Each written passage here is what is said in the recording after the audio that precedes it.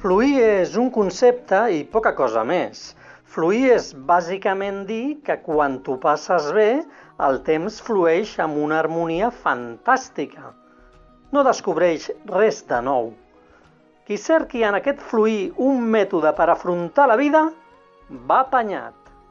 Quan l'intentes aplicar a tots els àmbits de la vida, goteja per tot arreu.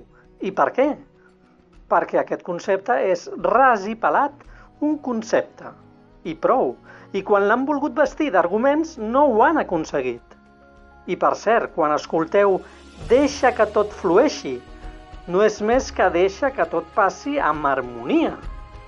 Em sembla fantàstic que sorgeixin nous conceptes, però que no es disfressin de filosofies de vida.